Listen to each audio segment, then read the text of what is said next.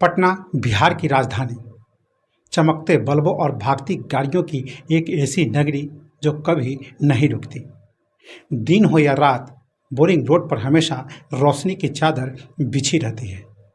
लेकिन उसी रोशनी की गोद में एक ऐसी घटना ने जन्म लिया जिससे इंसानियत के सबसे काले चेहरे को सामने ला दिया।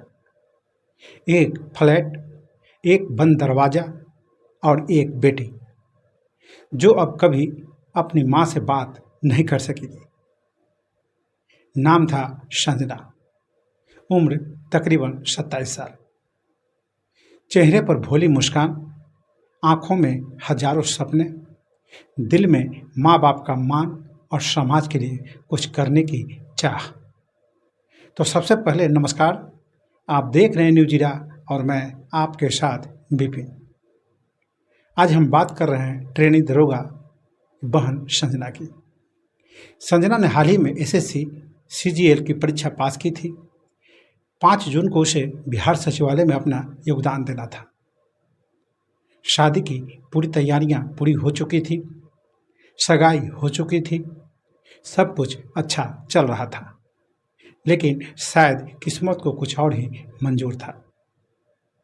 माँ रीता देवी चाहती थी कि बेटी नौकरी से पहले घर आए, लेकिन संजना ने मुस्कुराकर कहा था, पहले ज्वाइनिंग करूंगी माँ, फिर छुट्टी लेकर आऊंगी।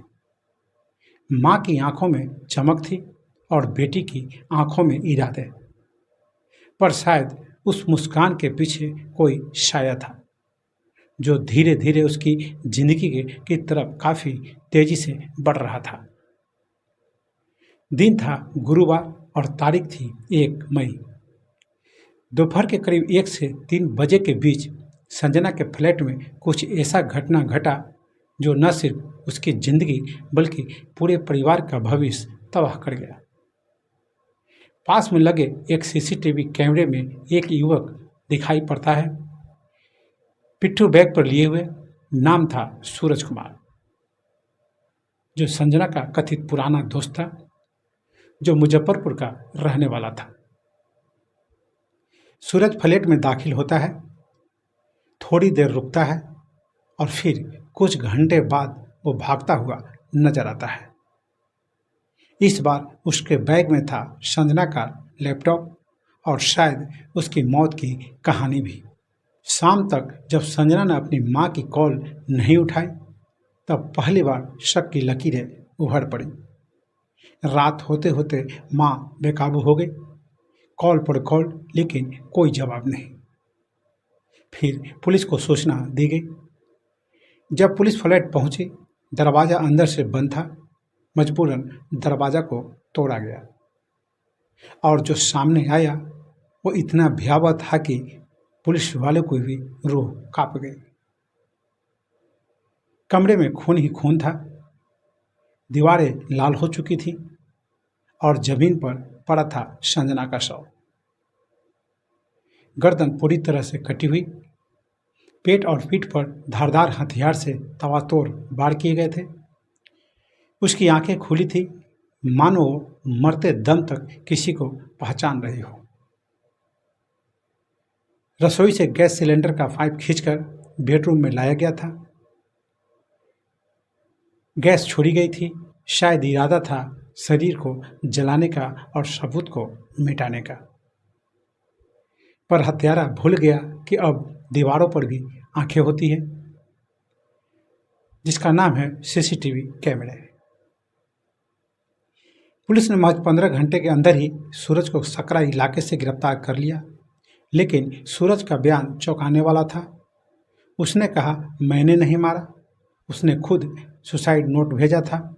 लेकिन पुलिस के पास थे पक्के सबूत, CCTV footage, call details, mobile की लोकेशन और सबसे अहम संजना का मोबाइल फ़ोन, जो सूरज के पास से बरामद हुआ।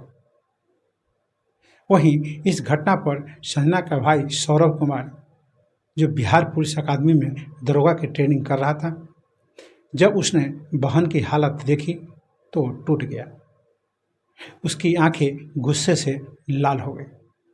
वो चीखा, ये सिर्फ सूरज नहीं कर सकता, इसमें और लोग भी शामिल हैं।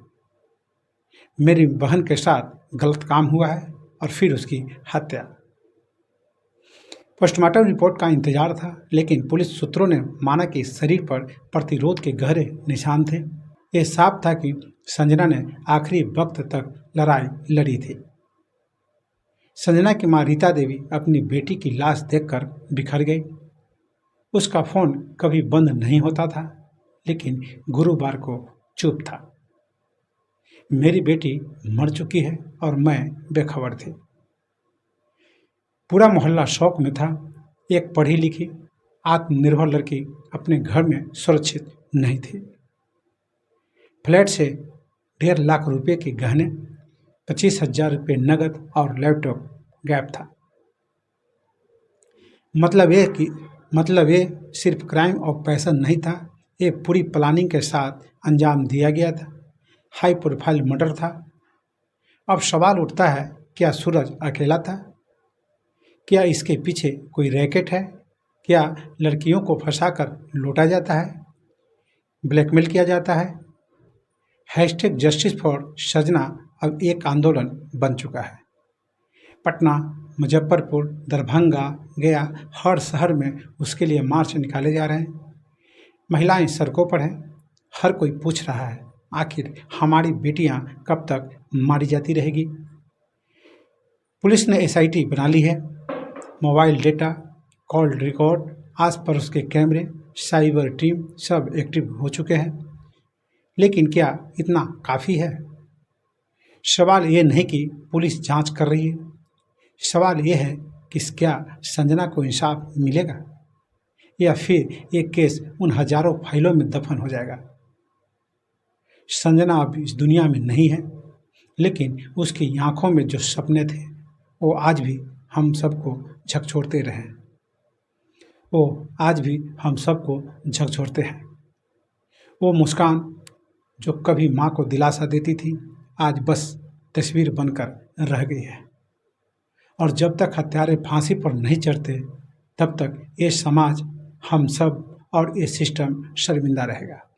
अगर आप चाहते हैं कि संजना को इंसाफ मिले, तो आवाज़ उठाइए, सवाल पूछिए और सिस्टम को मजबूर कीजिए कि वो हर संजना के लिए जवाबदेह हो।